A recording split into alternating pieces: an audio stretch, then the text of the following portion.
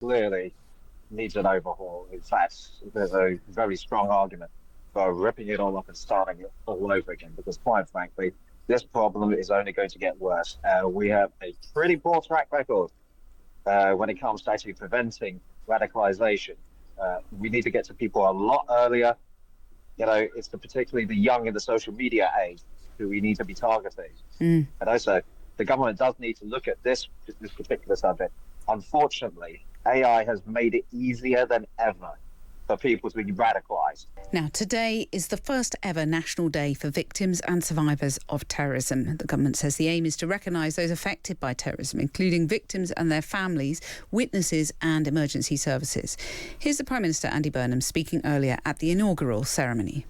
As the days pass and the world moves on, you can't. And we've heard that today so powerfully from Paul. You can't. There is no closure. Nothing is the same again, and every day brings pain. And you carry the grief of your loved ones, as we heard from Cheryl and Paul and others, and devastating, life-changing injuries and trauma. So this day does matter, as all the speakers have said. It is our way of saying that we see you, we hear you, we stand with you, and the whole country does too. The Prime Minister speaking there at the inaugural ceremony for victims and survivors of terrorism. Well, let's speak now to London Bridge attack survivor Geoff Ho, who's on the line. Good afternoon, Geoff. Afternoon. Well, you attended the event today. I just wondered what this idea of the first ever National Day for victims and survivors of terrorism means to you. I think I speak for a lot of us here. We're very happy, we're gratified that this is finally happened. It's been something that we've been campaigning for a very long time. I have to say most of the credit will have to go to Travis Frayne, the 7/7 attack survivor. He has done so much work. Westminster Bridge, pardon me. He's done so much work to make this happen. I'm really glad that this has happened. However, this is but a first step. There are so many problems that still have to be addressed. I was under the impression that the Prime Minister was actually going to announce extra funding to help victims of terror attacks, those who've been killed and their families, or just injured, but that didn't happen. So this is a good first step, but more needs to be done. And I want to come back to what you think should be done in just a second, but you were called a hero for what you did during the London Bridge attacks. I hope you don't mind me asking what you remember of your role on that day. Well, unfortunately, I remember everything. It's indelibly imprinted on my mind. And this is the thing. It has left such a mark. I don't like being in places where I'm not familiar now. I'm always looking at the exits just in case something happens. And, you were badly injured physically, but clearly the mental scars are in a way longer lasting. Yes, and that's where, quite frankly, a lot of the government's response has gotten a bit better over time. When I was injured, I received 4 counselling sessions, which were paid for by the charity Victim Support. There was no government help at the time. There is nowadays, but far too many people are still falling through the cracks. And like you say, unfortunately, a lot of these people, they don't manifest issues immediately, but it does actually happen later on in life. I'm hearing about people now 10 years, nearly decades after an attack. And they're only now just starting to show signs of, after for years struggling and carrying that mental burden. They're only just now starting to actually demonstrate signs of cracking. So we need to get to these people long before this actually happens. So proper government-funded counselling sessions, therapy, that kind of thing? Yes, indeed.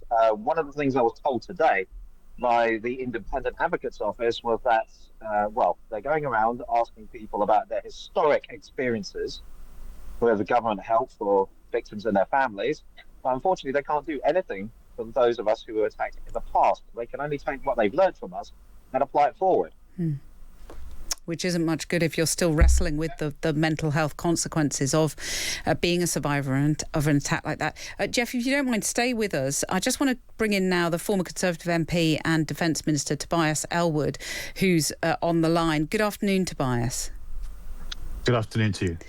You, of course, were caught up in the Westminster attack in 2017. You gave CPR to PC Keith Palmer.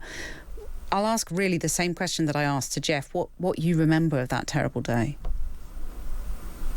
Yes, I mean, it was just shocking. It was an attack not just on the British people, but also on Parliament, on democracy itself. And it unfolded very, very fast indeed. And I found myself with others trying to save those affected. In this particular case, PC Keith Palmer, who had been stabbed, and we gave CPR and then waited for the medics to come, and we were there for a very long time, and sadly we weren't able to save his life. But it wasn't just that, it was that affected me. I lost my brother in the Bali bombing in 2002, and it was the change, if you like. Terrorism has been around for a long time. We've for centuries, and we dealt with Northern Ireland, but there was a change in 2001 with 9/11, where there was this move for individuals to take their own lives, believing they're going to be rewarded for what they were doing. And 2002 was the same, where people, suicide bombers, took out hundreds of people. And very similar to Geoff, the support was immediate there, but it dried up very, very fast indeed. And it's those quieter moments, birthdays and Christmases, when there's that spare seat, that you're reminded. But it's actually every day that you realize that you go through the hurt. It's always tough losing a loved one, but when somebody's old and it's their time has come, you can sort of prepare for it. Even when there's an accident, a horrible accident, you lose someone.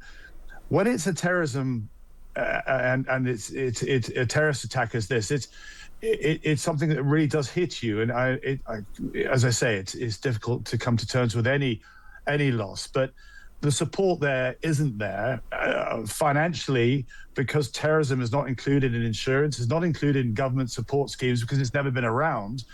It would still be good for the Prime Minister to recognise the disjoint that it still exists between the support, both mentally and physically, between dealing with those affected by terrorism and those involved in other forms of atrocities.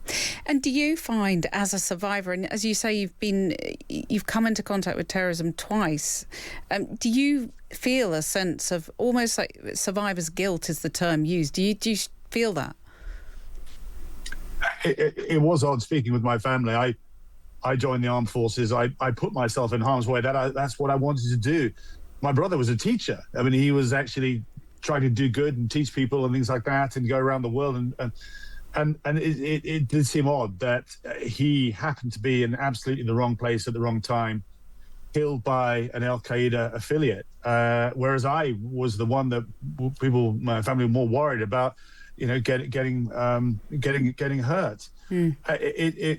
We still miss my brother, and it was that support group around Bali. I'm sure Geoff might find this with those other people that you bond with, that become such a support mechanism. The Bali group of both survivors and indeed affected by the families that lost loved ones, we became a very powerful unit to mutually support each other in the absence of the support that you perhaps would expect from government. The government's just held its own review on this to look at whether or not there are gaps, and it was an independent review, and absolutely right, it was found wanting. So I'm pleased and pay tribute as well as Geoff's done to Joseph Frayne for what he's done in raising the profile of this. I'm afraid terrorism is growing. It's going to continue. Yeah. There was a terrorist attack in Berlin only a couple of weeks ago.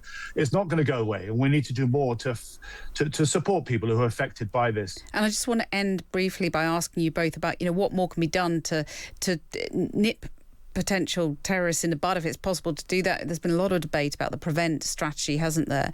The crucial pillar of the government's counter-terrorism strategy. It's been criticised as not fit for purpose. Geoff, do you have a sense that the government, you're a journalist, obviously, but, you're involved in this whole area. Do you have a sense that the prevent strategy is working, needs improving? What needs to be done? Well, prevent clearly needs an overhaul. In fact, there's a very strong argument for ripping it all up and starting it all over again, because quite frankly, this problem is only going to get worse. We have a pretty poor track record when it comes to actually preventing radicalisation. We need to get to people a lot earlier. It's particularly the young in the social media age who we need to be targeting. And also, the government does need to look at this particular subject.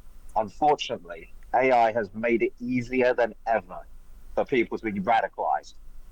And we really need to crack down on this particular subject. Tobias, do you share that? And what's the solution?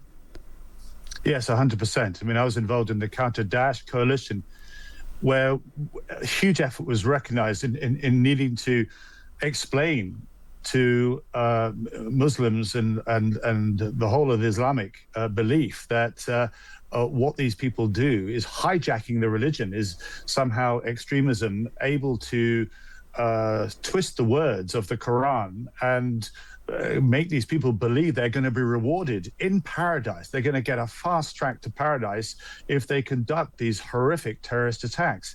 And more work needs to be done, I think, continually to make sure that a very peaceful religion is not hijacked in this way. Right. Well, thank you both very much for joining us with your reflections, very personal reflections. Really appreciate you taking the time to share that. Geoff Ho and Tobias Ellwood, thank you.